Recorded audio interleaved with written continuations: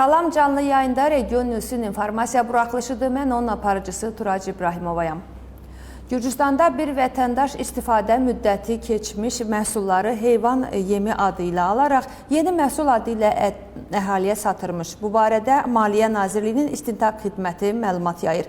Belə ki, təqsirləndirilən şəxs 2025-26-cı illərdə müxtəlif adda vaxtı keçmiş brend məhsulları heyvan yemi adı ilə əldə edib saxlanılan şəxs kustar üsulla hazırlanmış möhür vasitəsilə məhsulların yararlılıq müddətini dəyişərək Laqodex Bələdiyyəsinin Kvemo Qurgenyani kəndində öz yaşayış evinin həyətindən satışa çıxarıb.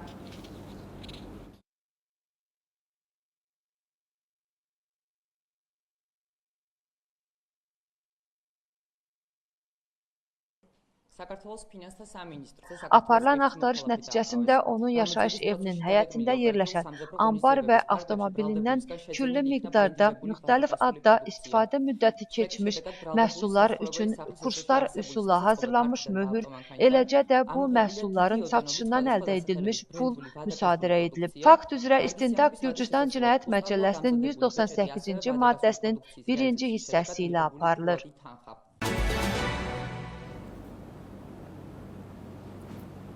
Dövlət Təhlükəsizlik Xidməti istintaq tədbirləri keçirmək məqsədi ilə supermarketlərdə qiymət tənzimlənməsi ilə bağlı müxtəlif təşkilatlardan sənədləri müsadirə etməyə başlayıb. Xatırladaq ki, ölkədə məhsul qiymətlərinin tənzimlənməsi üzrə Hökumət Komissiyasının ilk iclası yanvarın 20-sində Baş nazirin rəhbərliyi altında keçirilib.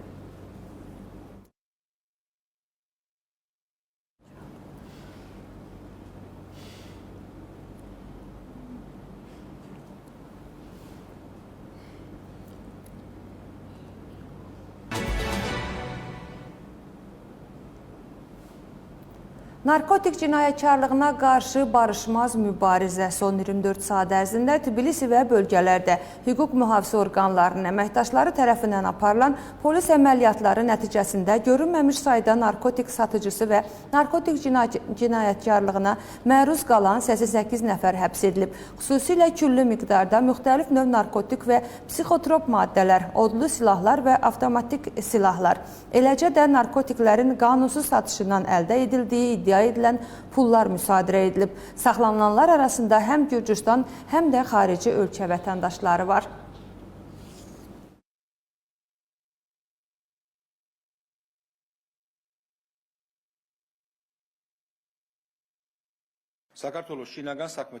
Daxili İşlər Nazirliyi narkotik qaçaqmalçılığı sxemində iştirak edən şəxslərin müəyyən edilməsi və cinayət məsuliyyətinə cəlb edilməsi üçün barışmaz mübarizəsini davam etdirir. Təkcə son 24 saat ərzində Tbilisidə və bölgələrdə hüquq mühafizə orqanlarının əməkdaşları tərəfindən aparılan polis əməliyyatları nəticəsində görünməmiş sayda narkotik satıcısı və narkotik cinayətlərində iştirak edən şəxs həbs edilib. İstintaq Gürcüstan Cinayət Məcəlləsinin 236-260-cı maddəsinin 3-cü, 4-cü prima maddələri, 261 və 265 prima maddələri ilə aparılır ki, bu maddələr 20 ilə qədər və ya ömürlük həbs cəzasını nəzərdə tutur. Xatırlatmaq istərdik ki, 2025-ci ilin son 7 ayında Gürcüstanda narkotik cinayətlərinə görə 5000-dən çox şəxs, o cümlədə narkotik qaçaqmalçılığı ilə məşğul olan 2000-ə qədər şəxs həbs edilib və cinayət məsuliyyətinə cəlb edilib.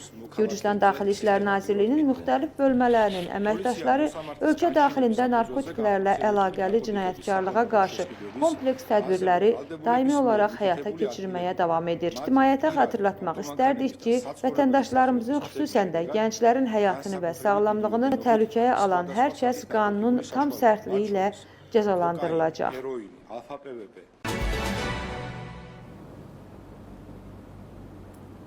Gürcüstanın təhsil sistemində yeni qaydalar gözlənilir. Daha ətraflı materialımızda. Təhsil sistemində məktəblərin gündəlik həyatına təsir edəcək əhəmiyyətli dəyişiklik planlaşdırılır. Təhsil və Elm Nazirliyinin təşəbbüsü ilə məktəblərdə şagirdlərin mobil telefonlardan istifadəsinə məhdudiyyət qoyulur. Məhdudiyyət müəllimlərə də şamil ediləcək. Beləliklə, hər kəs təlim mühitində bərabər şərtlərdə olacaq. Diqqət tamamilə dərs prosesinə yönələcək. Dəyişiklik 2026-27-ci tədris ili üçün planlaşdırılır. Bu sahənin rəsmiləri yeni qaydanın məqsədinin təlim prosesini təkmilləşdirmək və diqqəti yayındıran amilləri minimuma endirmək olduğunu bildirirlər. სასწავლო პროცესის დროს, საგაკვეთილო პროცესის დროს მობილურების გამოყენების აკრძალვას სრულიად ვეთანხმებით.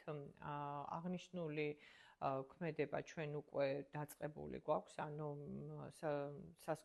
საკლასო სივრცეში გვაქვს სპეციალურად დამზადებული ყუთები, სადაც მოსწავლეები ათავსებენ საკუთარ მობილურ ტელეფონებს და შესაბამისად საგაკვეთილო პროცესი მიმდინარეობს მობილური ტელეფონების გარეშე. საგაკვეთილო პროცესის წარმოთქმისათვის ზოგჯერ გვჭირდება ინტერნეტი. დიახ, აღნიშნულ რაღაც საკითხზე, რომელზედაც მიმდინარეობს საგაკვეთილო პროცესი, რაღაც გარკვეული მასალების მოძიება, ან თუნდაც პრეზენტაციების დროს საჭიროებას წარმოადგენს. ამისათვის გვაქვს სპეციალური საკლასო სივრცეები, სადაც საპრეზენტაციო ოთახი, სადაც კომპიუტერული ტექნოლოგიური ოთახი და სხვა კლასებშიც გამოსაყენებლად. Qadağaya əməl etməklə məktəbin şagirdlər arasında məsuliyyət və rəqəmsal davranışı inkişaf etdirə biləcəyi ilə bağlı suallar yaranır. Mütəxəssislər vurğulayırlar ki, təkcə məhdudiyyətlər kifayət deyil, dialoq, razılaşmalar və düzgün çərçivələr vacibdir. მოსწავლეებს ტელეფონის არ ქონა დისკომფორტს გვექმნის. თუმცა ვაანალიზებთ, რომ ცოცხალი კომუნიკაცია ბევრად უფრო მნიშვნელოვანია სოციალური ქსელით კომუნიკაციაზე. მე პირადად ვეთანხმები იმას, რომ მოსწავლეებს უნდა ჩამოერთვათ ტელეფონი გაკვეთილი მსვლელობაში, არ უნდა იყენებდნენ ისინი სკოლაში მას, რადგან მთელი აქცენტი გადააქვთ. ხანდახან მიზეზობენ კიდევაც, რომ აი დრო ვნახე და ამ დროს ეფანტებათ ყურადღება. და ამავე დროს ვიტყოდი, რომ რა თქმა უნდა მასწავლებელსაც არ უნდა ჰქონდეს ტელეფონი გაკვეთილზე, მასწავლებელმა მთელი ყურადღება ბავშვებზე უნდა გადაიტანოს და თუ კი ოდნავ თვალიც რომ გააპაროს დროის შესამოწმებლად მობილურისკენ, ბავშვიც გააყოლებს თვალს და გონება ეფანტებათ. ამისათვის თანაბარი სიტუაციაში უნდა აღმოჩნდეს ბავშვიც და მასწავლებელიც, არც ერთმა არ უნდა გამოიყენოს გაკვეთილზე ტელefoni.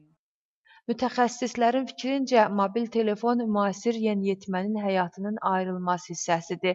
Onun qəfil məhdudlaşdırılması qıcıqlanma, narazılıq kimi emosional reaksiyalara səbəb ola bilər. Bununla yanaşı psixoloqlar qeyd edirlər ki, telefonsuz qalma diqqətin cəmləşməsinə və canlı ünsiyyətə müsbət təsir göstərə bilər. O fikirlə razıyam ki, müəllimlər üçün şagirdlərin davranışı çox əhəmiyyətlidir. Uşaqlarda real həyatda lazım olan bacarıqlarını inkişaf etdirmək, qadağalar qoymaqla mümkün deyil. Özünü nəzarətdə saxlamaq, öz fikrini irəli sürmək, arzularını dilə gətirmək kimi vacib bacarıqları inkişaf etdirmək telefonla çox çətindir. İbtidai sinifdə bu qaydanı tətbiq etmək daha yaxşı və effektlidir. Lakin uşaq böyüdükcə telefondan hansı formada istifadə edə biləcəyini də başa salmaq vacibdir. Məktəb bir insanın cəmiyyətə hazırlaşdığı məkandır. Burada yalnız qadağalarla heç nə əldə etmək olmaz. Telefonun nə vaxt, neçə dəqiqəliyə istifadə edilməsini də uşaqlara başa salmalıyıq. Bir sözlə, aşağı siniflərdə bu qadağa effektli ola bilər, amma yuxarı siniflərdə şagirdlərin etirazına səbəb ola bilər. Bu qaydanın effektiv bir həll yolu olaraq qalacağını və ya yenidən nəzərdən keçiriləcəyinin zəruri olub-olmayacağını zaman ilə təcrübə göstərəcək.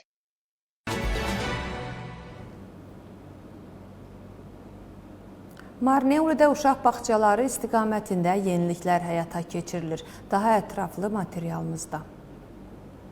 Marneoli Bələdiyyəsinin Uşaq Bağçaları Birliyinin 2026-cı il büdcəsi 11 milyon yarım lari olaraq müəyyən edildi. Qeyd etmək lazımdır ki, 2026-cı ildə dövlət sektorunda çalışan müəllim və işçilərin əmək haqqının 10% artırılması planlaşdırılır ki, bu da bağça əməkdaşlarına da şamil edilir.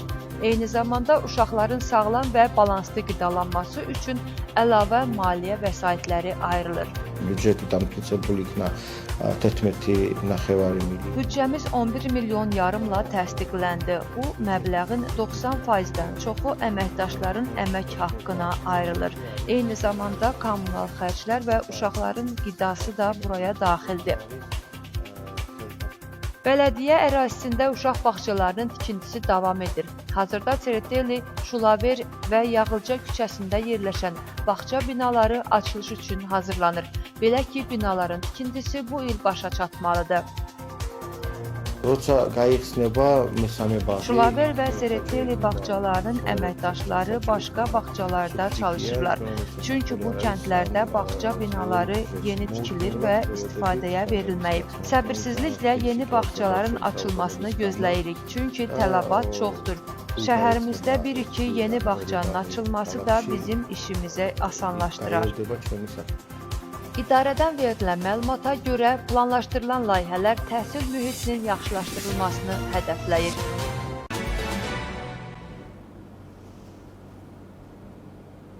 Portuqaliya siyasi həyatına xas olmayan gərginlik, prezidentlik uğrunda mübarizənin birinci turu seçicilərin ikinci dəfə səs verməyə getməli olacağını göstərdi. 11 namizəddən yalnız 5-inin fevralın 8-də keçiriləcək ikinci turda iştirak etmə və hazırki prezident mühafizəkar Sousanın yerini tutmaq üçün real şansı var. Seguro əvvəllər Venturanın ekstremizmini yalnız o məğlub edə biləcəyini demişdi. Bütün demokratları onun ətrafında birləşməyə çağırmışdı. Prezident olmaq istəyən 11 namizəd arasında ifrat sağçı immiqrasiya əleyhdarı Ventura və seçiləcəyi təqdirdə hər bir Portuqaliya vətəndaşına Ferrari verəcəyinə söz verən siyasi cəhətdən təcrübəsiz Manuel Joel Vieira da var.